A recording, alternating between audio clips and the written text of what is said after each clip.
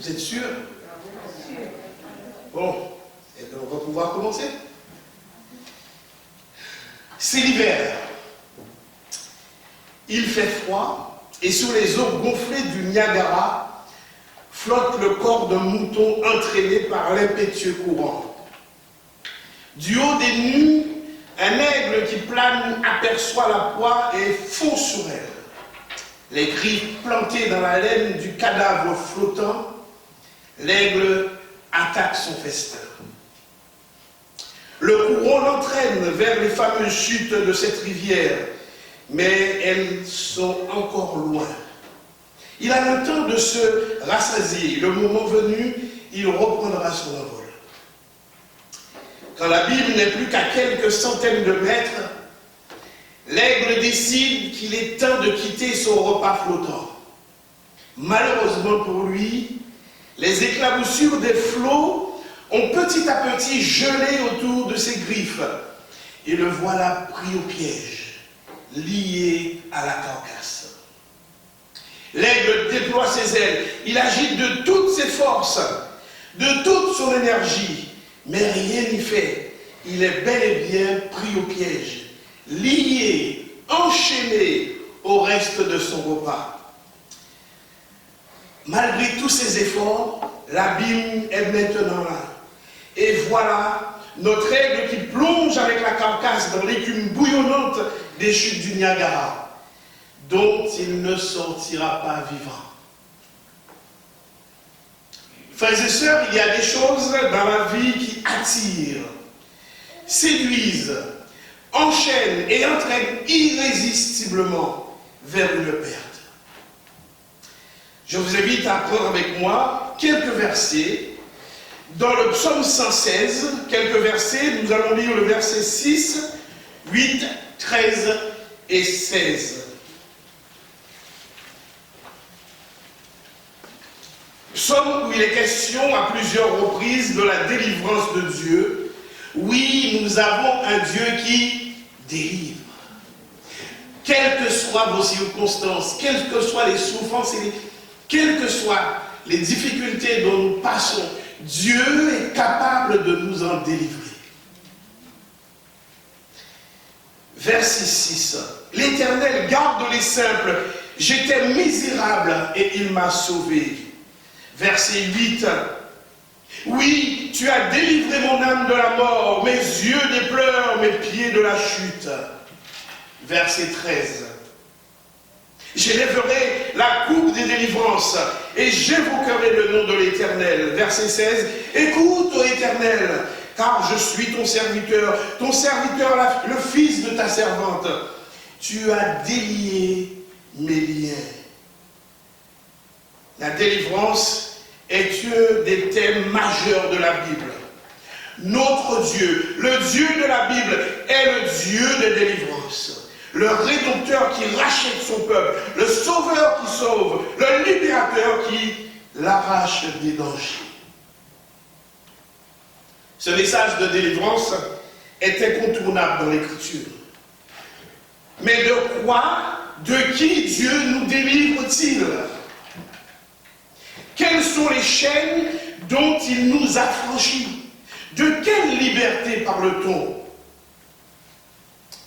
Vous l'avez compris, j'aimerais creuser un peu avec vous ce matin cette question de la délivrance dont parle la Bible. Un vaste sujet, bien sûr, dont nous n'épuiserons bien évidemment pas ce matin. Et j'aimerais commencer notre réflexion simplement par l'évocation de quelques versets qui soulignent cette réalité, qui disent que notre Dieu, le Dieu de la Bible, est le Dieu des délivrances. Psaume 68, verset 21, Dieu est pour nous le Dieu des délivrances. On pourrait aussi traduire ici le Dieu du salut, ou alors le Dieu des victoires. Et dans la plupart des versets que je vais citer, on peut interchanger ces mots qui sont synonymes. Psaume 32, verset 7. Tu es pour moi une cachette, tu me préserves de la détresse, tu m'entoures de cris de délivrance. Psaume 130, verset 7. Israël, Mets ton espoir en l'Éternel, car la miséricorde est auprès de l'Éternel et la rédemption est auprès de lui en abondance. Ésaïe 12, 2. Voici Dieu est ma délivrance, je serai plein de confiance et je ne craindrai rien, car l'Éternel est ma force et le sujet de mes louanges. C'est lui qui m'a sauvé. Ésaïe 61, verset 1er. L'Éternel, l'Esprit du Seigneur, l'Éternel est sur moi, car l'Éternel m'a oint pour porter de bonnes nouvelles aux malheureux. Il m'a envoyé pour guérir ceux qui ont le cœur brisé, pour proclamer aux captifs la liberté, aux prisonniers la délivrance. Et vous savez certainement que ces paroles d'Ésaïe vont être reprises par Jésus au début de son ministère. Luc chapitre 4 verset 19. L'Esprit du Seigneur, dit-il, repose sur moi parce qu'il m'a désigné par l'onction pour annoncer une bonne nouvelle aux pauvres. Il m'a envoyé pour proclamer aux captifs la libération, aux aveugles le recouvrement de la vue, pour apporter la délivrance aux opprimés et proclamer une année de grâce accordée par le Seigneur. Oui, frères et sœurs, notre Dieu est le Dieu du salut, le Dieu qui brise les chaînes, le Dieu qui appelle à la liberté et qui rend libre, le Dieu des délivrances. Oui, mais de quoi parle-t-on vraiment? Est-il toujours question de la même chose à chaque fois qu'il est question de délivrance? À chaque fois qu'il est question de libération, de liberté dans la Bible? Il y a une ou plusieurs délivrances? Y en a-t-il une ou plusieurs délivrances, frères et sœurs? Sont-elles physiques, matérielles et ou spirituelles? De quoi parle-t-on vraiment quand nous disons que notre Dieu nous délivre, que notre Dieu délivre, qu'il est capable de nous délivrer? Quand je regarde de près et quand nous regardons de près, nous aussi, les différents textes où il est question de délivrance, nous arrivons vite à la conclusion que cette notion de délivrance dans la Bible recouvre bien des réalités différentes. Oui, il y a des délivrances physiques, matérielles, circonstancielles, et des délivrances spirituelles, et parfois même, tout est emmêlé. La première délivrance dont j'aimerais parler ce matin avec vous, c'est celle du péché. C'est-à-dire ce que nous faisons par nature et qui est contraire à la volonté de Dieu pour nous. Le péché, c'est tout ce qui nous éloigne et nous condamne aux yeux de Dieu. Le péché, ce péché au cœur de notre vie, de notre nature humaine, nous enveloppe si facilement, dit l'auteur de l'Épître aux Hébreux. En réalité, il cherche à dominer notre vie comme un véritable despote, un tyran. Ses liens nous enserrent, sa tyrannie nous oppresse. C'est pour nous libérer de la tyrannie du péché et de son esclavage que Jésus est mort pour nous. C'est pour nous affranchir du péché que Jésus est venu et qu'il a donné sa vie. Les paroles de Jésus dans les évangiles sont sans ambiguïté à ce sujet. Et ce passage est sans doute le plus emblématique de tous. Jésus donc disait aux Juifs qui avaient mis leur foi en lui, écoutez, si vous demeurez dans ma parole, vous êtes vraiment mes disciples. Vous connaîtrez la vérité et la vérité vous rendra libre. Ils lui répondirent, nous sommes la descendance d'Abraham et nous n'avons jamais été esclaves de personne. Comment peux-tu dire, vous délivrerez nous deviendrons libres? Et Jésus leur répondit, amen, amen. Je vous le dis, quiconque pratique le péché est esclave du péché. Or, l'esclave ne demeure pas toujours dans la maison, le Fils, lui, demeure pour toujours. Si donc le Fils vous rend libre, vous serez réellement libre. Oui, et oui, Jésus nous libère du péché. Jésus nous en délivre, comme dit cette belle louange à Jésus-Christ dans le livre de l'Apocalypse.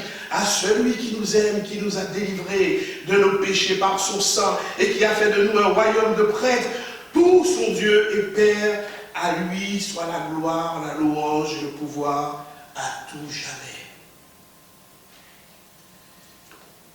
Oui, Jésus est capable de te délivrer de ton péché ce matin. Il est le seul capable à pouvoir le faire. Libéré du péché, réellement libre. Est-ce que cela veut dire que le chrétien, le disciple de Christ, ne pêche plus? Est-ce que cela veut dire que le chrétien ne devrait plus pécher? Peut ne plus pécher? Si Christ nous a franchis du péché, pourquoi péchons-nous encore? Eh bien, frères et sœurs, si Christ a franchi du péché, celui qui met sa foi en lui, celui-ci n'en demeure pas moins encore pécheur. Reste pécheur, mais un pécheur sauvé par grâce.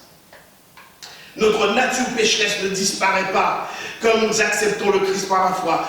Ce qui se passe à la conversion, quand nous devenons enfants de Dieu, quand Dieu devient notre Père par Jésus-Christ, c'est que nous recevons une nouvelle nature, celle de l'Esprit de Dieu. Une nouvelle nature qui vient cohabiter, coexister en nous, aux côtés de notre vieille nature pécheresse. Et avec cette nouvelle nature, avec la présence de l'Esprit de Dieu dans nos vies, nous devenons capables de choisir, de marcher par l'Esprit et non plus par la chair. C'est cela, l'affranchissement du péché dont nous parlons. C'est la liberté de ne plus être sous la domination du péché en faisant le choix de l'obéissance à Dieu, le choix de marcher par l'Esprit. Je ne suis donc plus esclave du péché. Et Jésus leur répondit, Amen, Amen, je vous le dis, quiconque pratique le péché est esclave du péché. Si donc le Fils vous rend libre, vous serez réellement libre. Frères et sœurs, la marche par l'Esprit est un choix que nous devons renouveler sans cesse, jour après jour. J'ouvre ici une parenthèse tout de même, pour poser la question du bien, parce que les non-chrétiens font aussi du bien. Comment finalement est-il possible, puisqu'ils n'ont pas reçu l'Esprit de Dieu?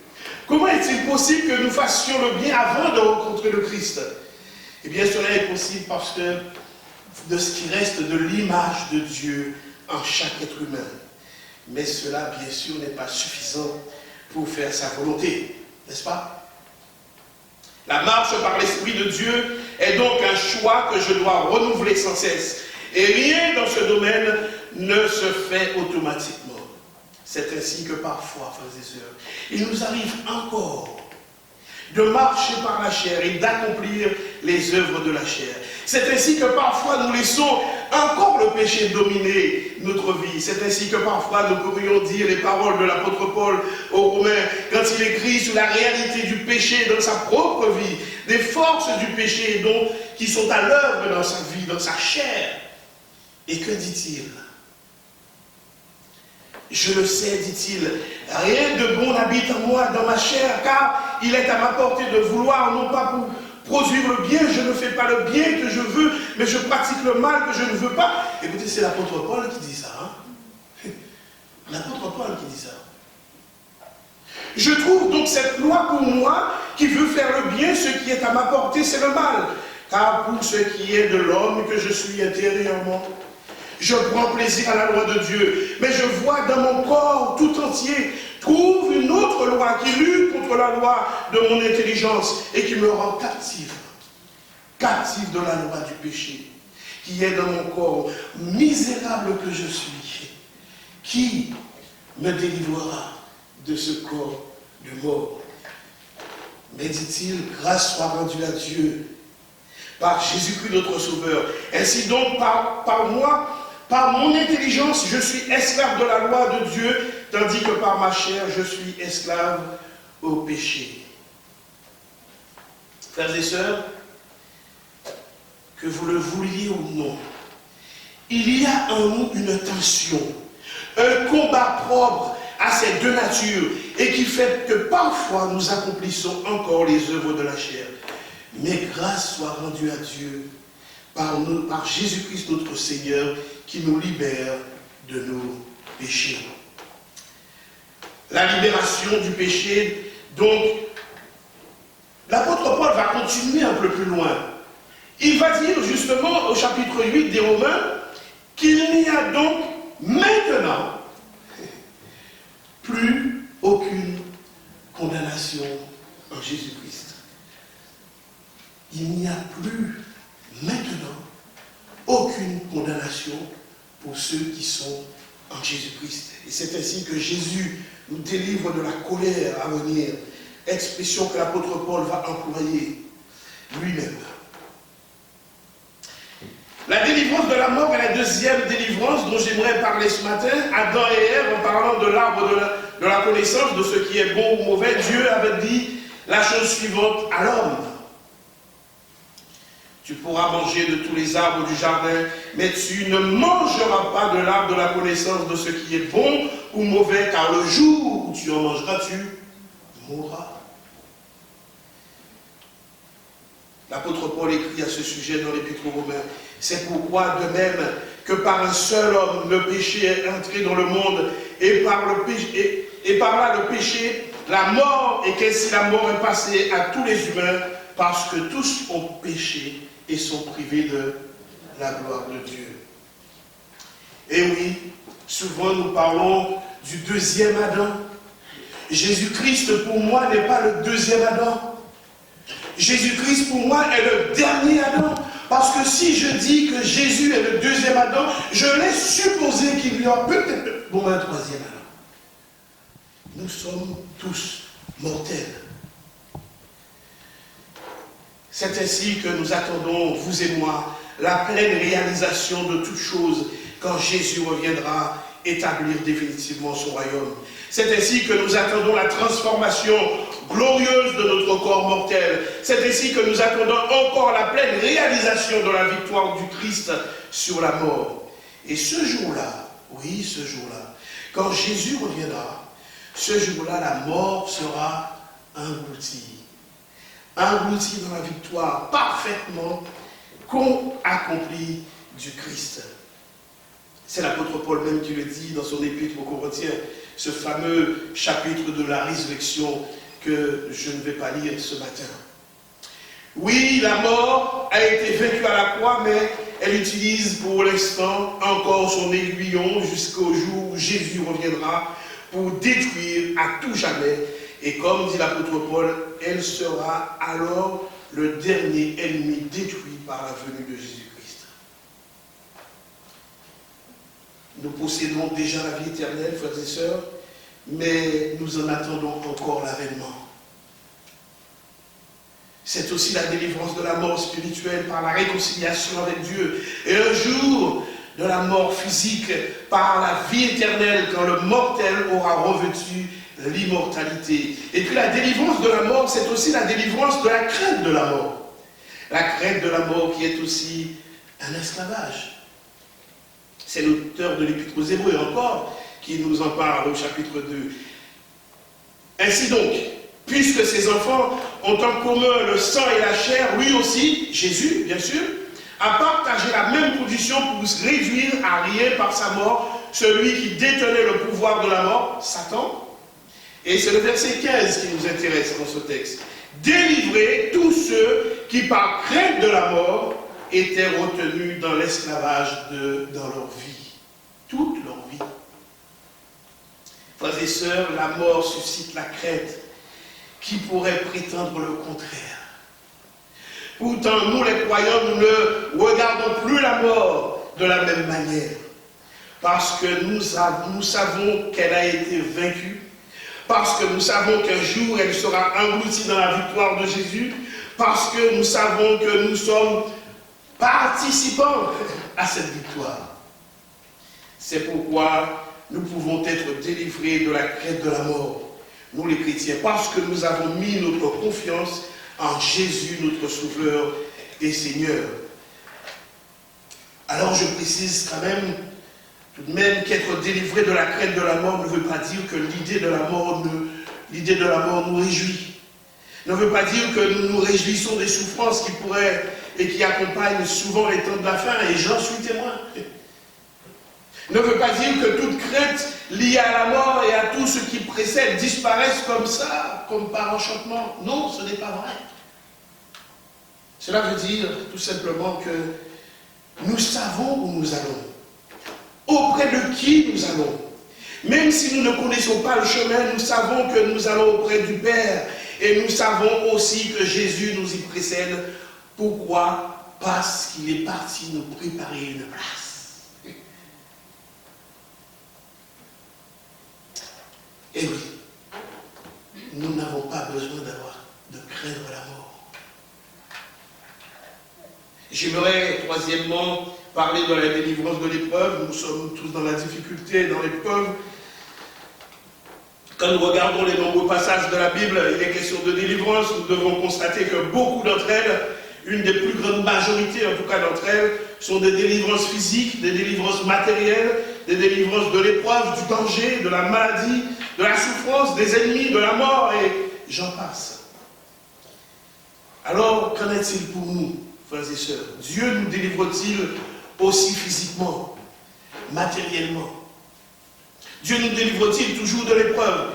Oui, parfois Dieu délivre directement en intervenant dans nos vies, de façon miraculeuse, dans des circonstances, dans notre santé.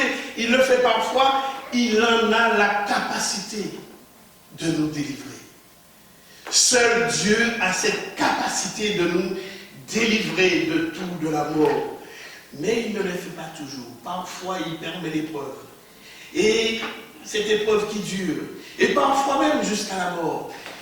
Sachez, frères et sœurs, que bien souvent, quelquefois, la mort est une délivrance pour nous. C'est difficile, c'est compliqué de le dire. Mais pour certains chrétiens, la mort est aussi une délivrance. Si Dieu permet l'épreuve qui dure, alors qu'en est-il de la délivrance de l'épreuve? Si Dieu ne nous délivre pas toujours matériellement dans nos circonstances et dans nos épreuves, sa délivrance est néanmoins toujours réelle. Dieu est capable encore aujourd'hui de délivrer. Nous avons le même Dieu, il n'a pas changé. Il est le même hier, aujourd'hui et éternellement. Le même Dieu, le même esprit qui a libéré Jésus du tombeau, c'est le même esprit que nous avons. Il n'y a pas de différence.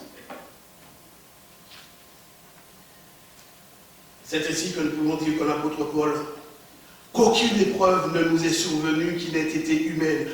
Or Dieu est digne de confiance et il ne permettra pas que nous soyons mis à l'épreuve au-delà de nos forces. Avec l'épreuve, il ménagera aussi une sortie pour que nous puissions la supporter. 1 Corinthiens 10, 13.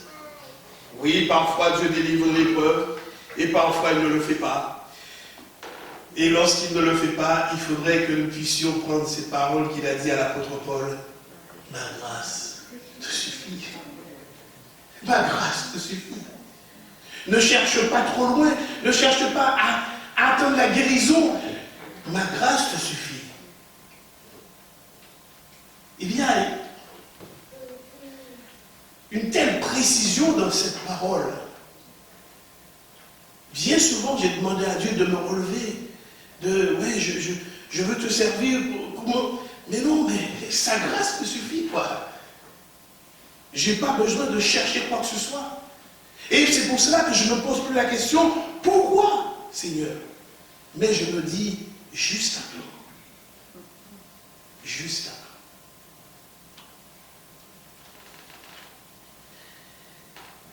La délivrance de nos dépendances. Oui, par dépendance, j'entends tous ceux qui nous enchaînent, tous ceux qui peuvent nous enchaîner, tous ceux qui nous dominent et qui peuvent aussi nous dominer dans tout ce que nous faisons. Tout ce dont on ne peut plus s'en passer, tout ce que l'on voudrait arrêter de faire sans y arriver. Je ne sais pas pour vous, mais il m'est arrivé de pouvoir m'en défaire de quelque chose que je ne pouvais pas me défaire. Si ça ne vous est pas arrivé, c'est que vous êtes des surhommes, des surfemmes. Mais ne souhaitez pas que ça vous arrive, parce que on a tellement mal et on veut tellement s'en sortir qu'on pense que tout seul on pourra s'en sortir. Et c'est là le piège. C'est là le piège du diable. C'est de nous faire croire que justement, avec nos propres forces, nous pouvons subvenir à nos besoins et nous pouvons avancer. Ah, j'ai besoin de personne. Oui, mais c'est lorsqu'on est au fond du trou. Bien souvent, il est trop tard pour certains, comme des personnes que je connais, que j'ai connues. Oui, quelque chose qui a souvent commencé par un plaisir et qui finit par nous détruire, par nous faire du mal. Il y a toutes sortes de dépendances, frères et sœurs. Les dépendances physiques, physiologiques, psychiques, psychologiques, affectives. Et souvent, les choses sont aussi mêlées ici. Au rang des dépendances, il y a bien sûr toutes les drogues. La liste est longue. Des plus anodines jusqu'aux plus dures. Tous les médicaments, l'alcool, la cigarette, le sexe. Il y a aussi toutes les dépendances liées à la nourriture, à ses excès et à ses manques. J'aime manger, moi. J'aime être à table. Ma femme pourrait vous en dire pas mal de choses. Il y a aussi toutes les dépendances liées à la sexualité, à la pornographie en particulier. Il y a toutes sortes de dépendances liées aux jeux vidéo, aux jeux du hasard, aux paris en ligne qui se sont banalisés avec Internet. Il y a aussi toutes les dépendances liées à nos passions, à nos hobbies, qui parfois finissent par prendre toute la place et qui finissent par dévorer les passionnés, qui les enchaînent à leur passion. On pourrait rallonger cette liste assez sommaire. Quand on pense dépendance, on pense tout de suite à des choses extrêmes, comme la drogue ou l'alcool. Mais j'aimerais ici considérer la dépendance comme tout ce qui domine ou qui peut nous dominer. L'apôtre Pierre a écrit cette phrase dans sa deuxième lettre. Car chacun est esclave de ceux qui le dominent. Alors, pas besoin d'être drogué ou alcoolique pour être dominé par quelque chose. Souvent, nous montrons du doigt les drogués, les alcooliques. Attention, parce que ce qui nous enchaîne est peut-être beaucoup plus grave que ce qui l'enchaîne. Je peux l'être aussi par des choses bien plus anodines en apparence, même par le travail. Je peux être dominé par mes émotions et ne plus m'en sortir, de la jalousie, la haine, la colère, la rancune, l'amertume. Et oui, tant de choses peuvent prendre le contrôle de ma vie. Si le Fils vous affranchit, vous serez réellement libre. Ce que j'aimerais dire ici, c'est simplement le fait que la délivrance du péché que Jésus nous offre est aussi la délivrance de tout ce qui nous domine et qui veut nous dominer. Je pourrais dire beaucoup de choses là-dessus, mais je n'entrerai pas dans la partie pathologique de nos dépendances, parce que je n'ai ni la capacité, ni le temps pour cela. Quoi qu'il en soit, la liberté que le Fils nous a acquise est aussi la liberté de ceux qui nous dominent. Comment puis-je louer, adorer, comment puis-je servir Dieu si je suis dominé par quelque chose? Comment pourrais-je être libre en Christ si je suis dominé par mes passions? Dieu est vraiment celui qui peut briser nos chaînes. Dieu est vraiment celui qui peut nous délivrer de toutes nos chaînes. Il l'a fait pour moi et pour beaucoup d'entre nous ici ce matin. Je ne le remercierai jamais assez. Alors, frères et sœurs, permettez-moi de vous poser cette question ou ces questions. Y a-t-il des choses dans votre vie qui vous enchaînent aujourd'hui, qui vous dominent, qui font de vous un esclave de quelque chose dont vous ne pouvez pas vous en passer?